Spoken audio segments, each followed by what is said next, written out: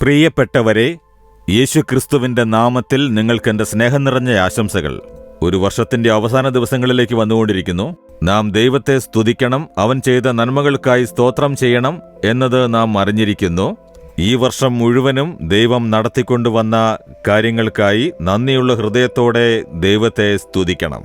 അതുമാത്രമല്ല, പുതുവത്സരത്തിലേക്ക് കടക്കുന്നതിന് മുൻപ് മറ്റൊരു കാര്യം കൂടി ഓർക്കണം. ഒരു വേദവാക്യം പറയുന്നു, വിലാപങ്ങൾ 3-ാം അധ്യായം 40-ാം വാക്യം. നാം നമ്മുടെ നടപ്പ് ആരാഞ്ഞ് ശോധന ചെയ്ത് യഹോവയുടെ അടുക്കലേക്ക് തിരിയുക. നമ്മുടെ വഴികൾ പരിശോധിച്ച് ആരാഞ്ഞ് നടക്കണം. ഈ വർഷം നമ്മൾ എത്ര നന്മകൾ നേടിയിട്ടുണ്ട് അല്ലേ? ദൈവത്തിന് സ്തോത്രം. പല തെറ്റുകളും ചെയ്തിട്ടുണ്ട് അല്ലേ? പ്രാർത്ഥിക്കുന്ന കാര്യത്തിൽ വിട്ടിരിക്കുന്നു, വേദവചനത്തെ വായിച്ചിട്ടില്ല. ദൈവം നമ്മുടെ ജീവിതത്തിലെ ചില തെറ്റുകളെയും കുറവുകളെയും നിറവേറ്റിയിരിക്കുന്നു. ഈ വർഷം നമ്മുടെ ജീവിതത്തിൽ ചില തെറ്റുകൾ വിട്ടുപോയിട്ടുണ്ട് അല്ലേ? പ്രാർത്ഥനയിൽ കുറവ്, വേദവചനം വായിക്കുന്നതിൽ കുറവ്, സ്നേഹം കാണിക്കുന്നതിൽ കുറവ്, കോപം, ഈർഷ്യ, ചില പാപകാര്യങ്ങൾ പലർക്കും ബാധിപ്പുണ്ടാക്കുന്നത് പോലെ നടന്നിരിക്കുന്നു. പല കുറ്റങ്ങളും ചെയ്തിട്ടുണ്ടല്ലേ? അത് മനസ്സിലാക്കി ഇനി വരാൻ പോകുന്ന വർഷത്തിലും അങ്ങനെ നടക്കരുത് എന്ന് നാം കർത്താവിങ്കലേക്ക് തിരിയണമെന്ന് നമ്മെ ഒരുക്കിക്കൊള്ളണം പുതുവത്സരത്തിനു വേണ്ടി.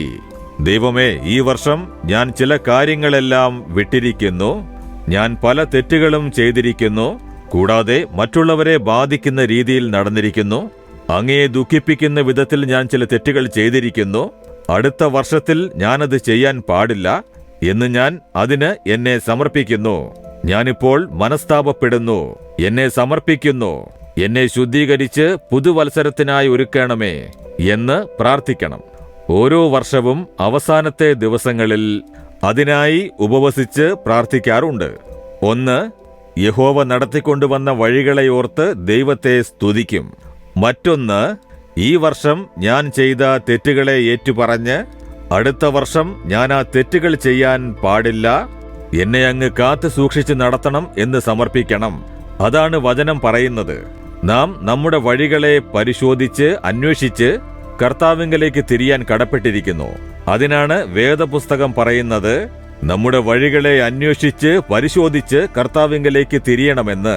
നമ്മുടെ വഴികളെ പരിശോധിച്ച് നോക്കണം. ഒരിടത്തിരുന്ന് ഈ വർഷം നാം നടന്നു വന്ന പാതകൾ ചിന്തിച്ചു നോക്കണം.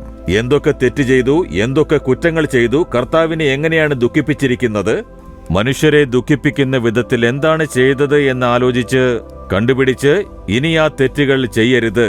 അടുത്ത വർഷം ഞാൻ കൂടുതൽ പരിശുദ്ധവാനാകണം എന്ന് സമർപ്പിക്കണം. അപ്പോൾ ദൈവം അത് കണ്ട് പുതുവത്സരത്തിൽ നമ്മെ പ്രത്യേകമായി അനുഗ്രഹിക്കും. കേട്ടില്ലേ? എങ്കിൽ സമർപ്പിക്കാമോ? ഈ വർഷം എന്തൊക്കെ തെറ്റുകൾ ചെയ്തു എന്ന് 1 മിനിറ്റ് ഒന്ന് ആലോചിച്ചു നോക്കൂ. പ്രാർത്ഥിക്കുന്ന കാര്യത്തിൽ തെറ്റ് ചെയ്തിട്ടുണ്ടോ? വേദപുസ്തകം ധ്യാനിക്കുന്നതിലും ചർച്ചിൽ പോകുന്നതിലും ദൈവത്തിന് കൊടുക്കുന്നതിൽ, ദൈവത്തെ നിങ്ങൾ സ്നേഹിക്കുന്നതിൽ തെറ്റ് ചെയ്തിട്ടുണ്ടോ? അതേറ്റു പറയൂ.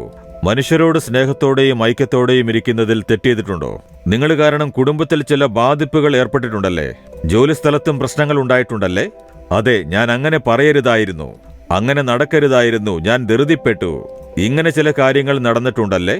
ദൈവത്തോട് പറയൂ, അടുത്ത വർഷം അങ്ങനെയൊന്നും ഉണ്ടാവാതെ ഞാൻ കൂടുതൽ വിശുദ്ധനാകണം, ഇനിയും നീതിയോടെ ജീവിക്കണം, എന്നെ സഹായിക്കണമേ എന്ന് സമർപ്പിക്കണം. ശരി, ദൈവമേ, അങ്ങ് എന്നോട് സംസാരിക്കുന്നു, ഞങ്ങളോട് സംസാരിക്കുന്നു.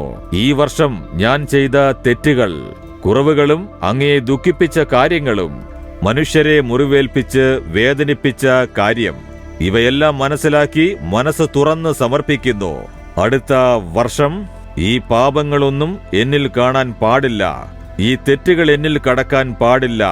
എന്നെ ഇനിയും വിശുദ്ധീകരിച്ച് എന്നെ ശരിയായ പാതയിൽ എന്നെ വഴി നടത്താനായി സമർപ്പിക്കുന്നു. യേശുവിന്റെ നാമത്തിൽ ആമേൻ, ആമേൻ.